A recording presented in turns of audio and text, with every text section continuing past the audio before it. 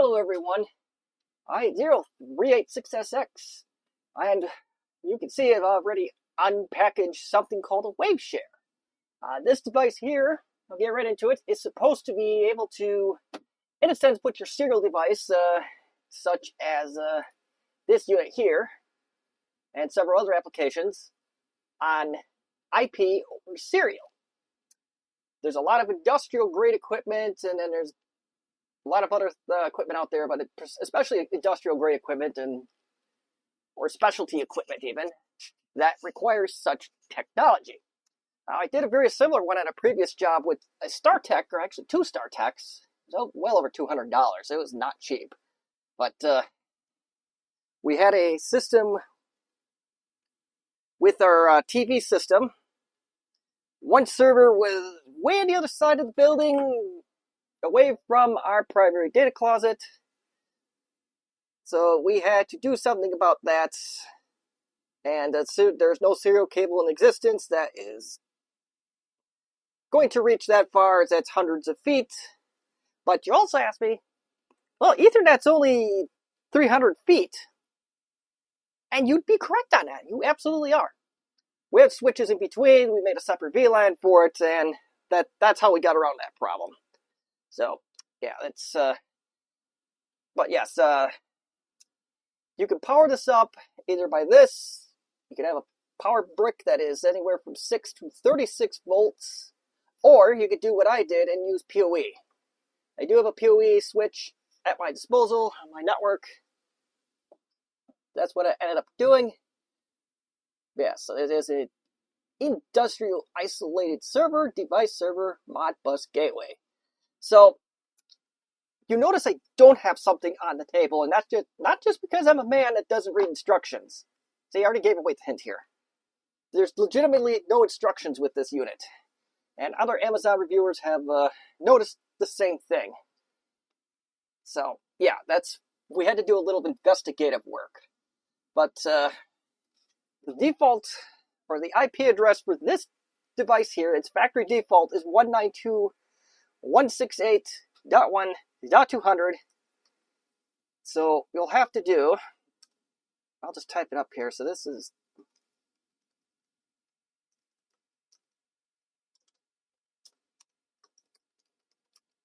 Waveshare.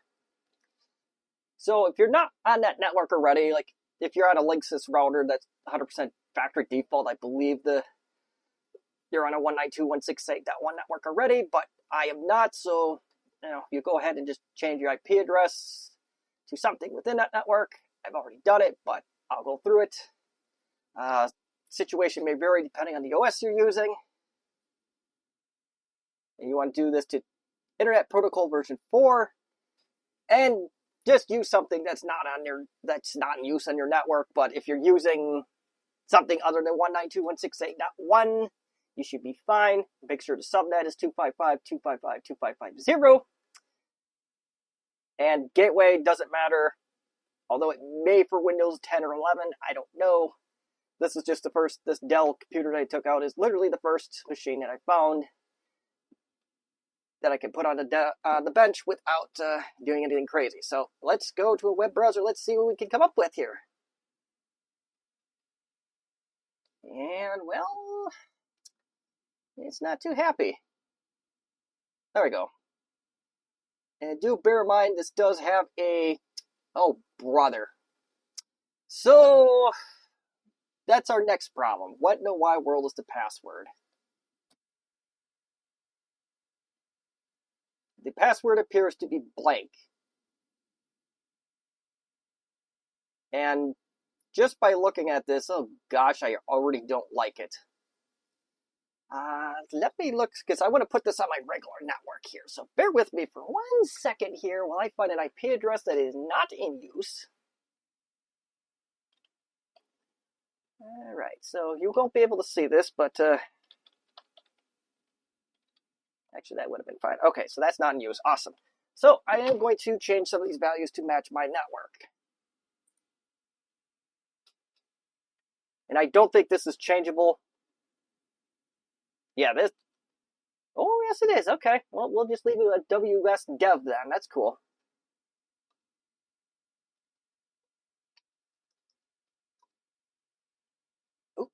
watch is doing something. Okay, do that 50, because we know that's not in use. That's all good.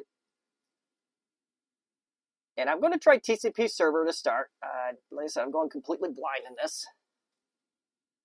And my serial settings for the device, you got to match whatever it is. In my case, it is going to be 9608. I believe this is none. I believe flow control is X on, X off. And the rest of this I am going to leave alone. And we'll submit. And it is asking me to restart the device. But what I'm going to do here, I'm going to go ping 2.50 is what I... And that'll be perfectly normal because we are rebooting the device, and the submit result is probably, yep, okay, so it was smart enough to change the IP address over, so you just got to go back into network connections, whatever way you did that according to your OS. I probably should be using a Windows 10 or 11 system, but like I said, this was literally the first thing that I found, so I am going to stick with this.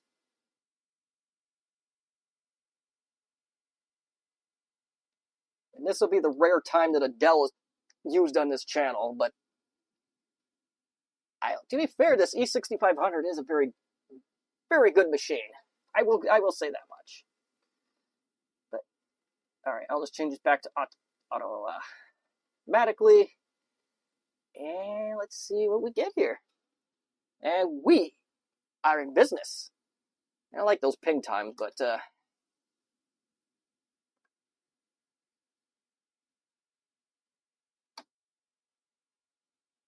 okay, so yes, one of the other Amazon reviews, this device name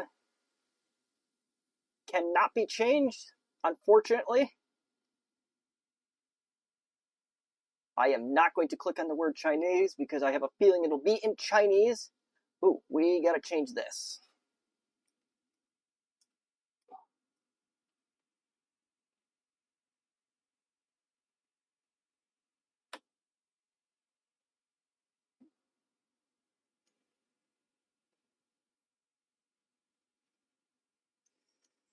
Just figured out a small problem here.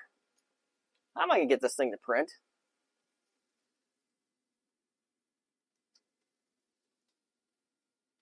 Oh, okay, you've got to restart it manually. Okay, that's fine. No big deal. I don't know. So let's see if we can print to this thing now. Now, full disclosure, I think I have this printer installed on here, but it's going to print backwards. There's some additional work I have to do with the driver for this ImageWriter to work on anything above XP. So bear that in mind. If it prints backwards, it's fine. Oh, you know what else we need to do? We need to connect the device itself to the unit. Otherwise, it's never going to work.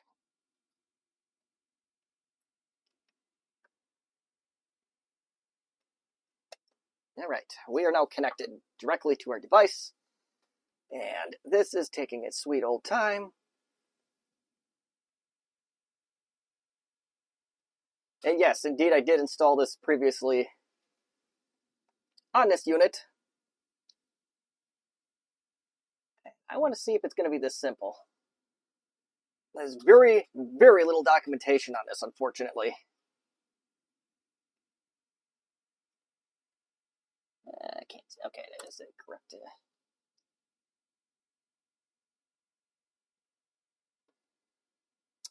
I don't think it's going to be quite that easy, but we're gonna try it anyway. We'll see what we can do here.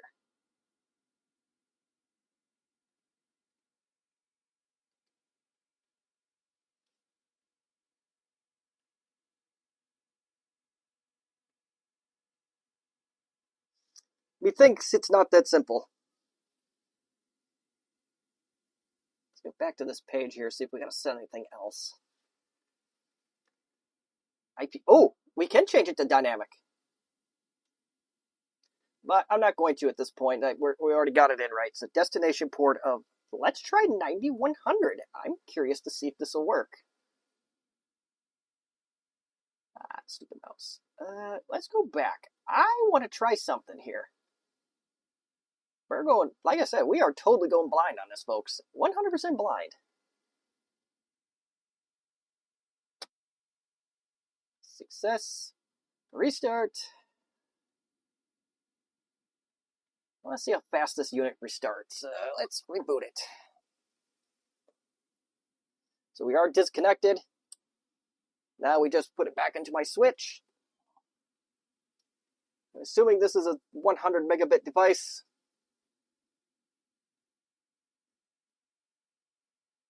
There we go. Okay, so it doesn't take terribly long to reboot. That's good. Let's do it again.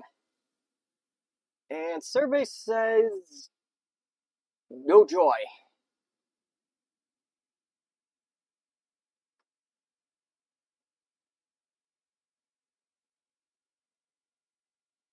Share awesome hardware. Well, we aren't exactly, unless, hold on a minute. We gotta try some settings here.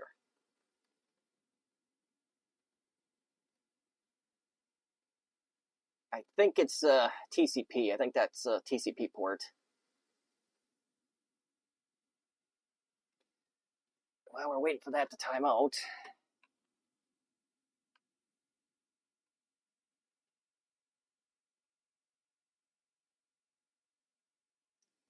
Okay, so it finally timed out. Let's see. I want to look at this real quick here. Printing is... It doesn't... TCP. Okay, so it is a TCP port. So let's try to make it a TCP client. Let's see what happens there. Ooh, that minute now.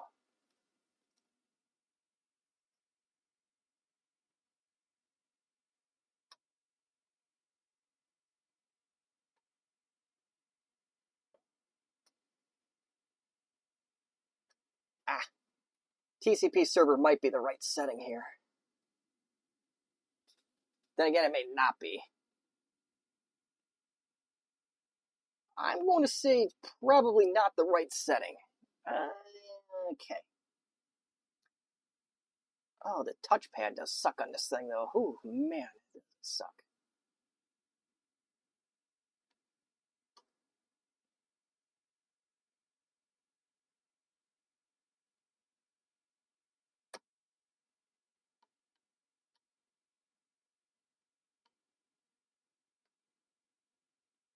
Not looking too good here. To 168 to 50. Of course not. All right, I'm going to go do a little research offline. I thought it was going to be that easy, but hopefully somebody's got something for this. Okay, we're back to this screen here, and after a little banging my head on the wall, if you will, I actually realized I pretty much had it set right all along. Though I am not going to use the Dell for this, just because of the backwards printing situation that it does. I'll show you in a little bit here. Yeah, this just doesn't look good at all, but it does work. You know what? I'll show it to you right now. So it actually did print, but as you can tell, there's some weird stuff going on with the text, but that is normal for Windows 7 with, if you're taking the XP driver and putting into 7 or 10, that is perfectly normal. So nothing to worry about, but let me show you the secret sauce here. So we'll go back to 50. So if you want to put an ImageWriter,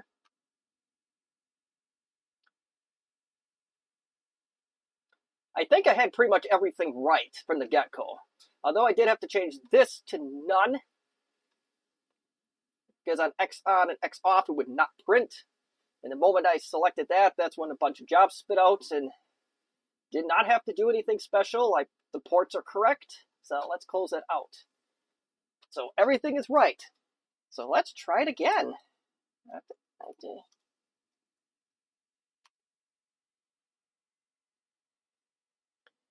I may whip out an XP machine. Actually, you know what? In fact, I am, while that's trying to flail around and fail, I am exactly going to do that and dig out an XP machine.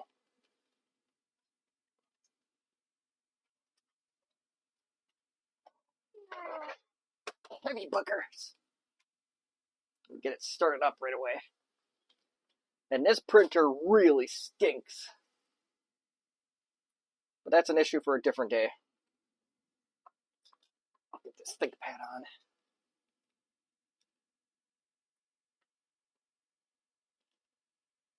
Well, yeah, it's eventually what it's going to do. It's going to sit there in timeout, which, yeah, so it's going to say the device is not found on the network. Here's the good news. This is bull hockey. This device absolutely is found on the network. I don't know if there's anything for that CI2 or whatever, so I'm going to look here, but what I did, I left it as the generic the first time around. I'm not seeing anything there, so we're going to keep it as generic, and we're going to keep it finish. And that's all you really have to do in theory, to use an ImageWriter with this Waveshare device. But I am going to shut this computer off for now. Oh, it is charging. Good. Oh, dear God. I'm just going to shut the lid on this. I'm not even going to... I don't even want to futz around with that Windows Update garbage right now. Once I stop the video, then I'll open it back up and do Windows updates and all that fun jazz.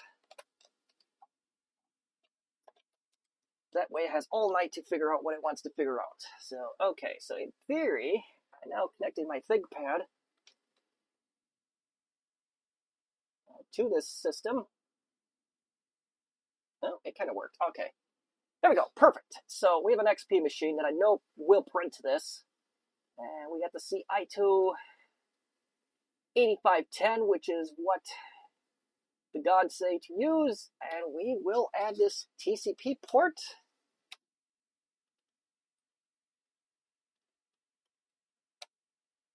And this one, I believe, will time out as well, because Windows is not going to know what to do with it.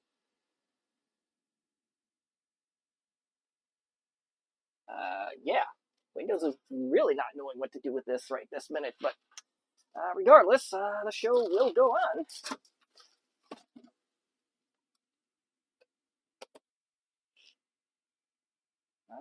Okay, so yeah, this one timed out a lot quicker.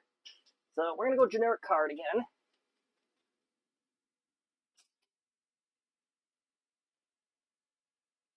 And I don't know if it's liking this exactly.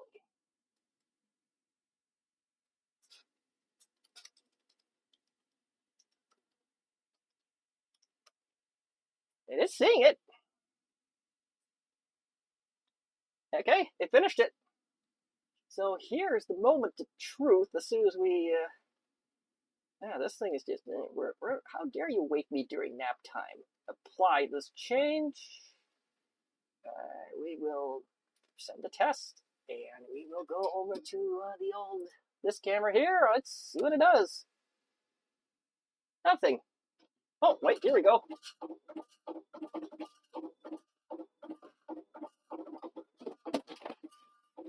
I have no idea what just fell off the table.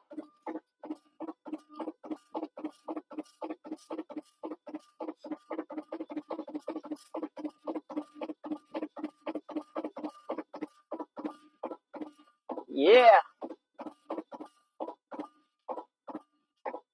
Maybe a little WD-40 for the ribbon, but other than that, we did pretty good here. Looks like a winner to me, folks. So we will recap what we did here. So yes, on the printer side, you just configured as a generic server. Oh, you know what? We need a computer, don't we? There we go. Oh, brother. I'll try this on an XP machine that's barely living.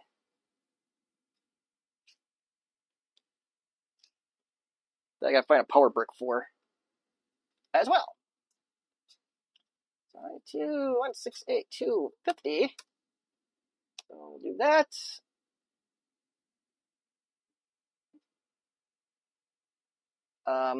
You can tell it's circling right. Try that again. Connecting.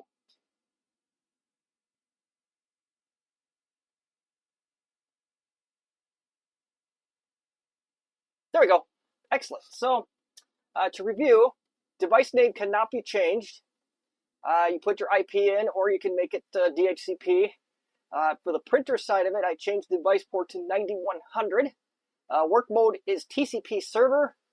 Baud rate 96. Data bits 8. Parity none. Stop bits 1. Flow control is going to depend on what you have set on your on the control board on the printer itself. In my case, I set it to none, and it does print, so I'm leaving it at that. Once you do that, submit, restart, and that's all she wrote. So yeah, I am very happy to say that we actually got success despite some issues with it. I am very happy that this is POE enabled, because that means I can just literally just connect this thing to my switch and run a long network cable to wherever I'm going to put this printer. You know what? I want to try something foolish here. Let's see here. Let's try to see if we can print one more time. We're going to waste some paper.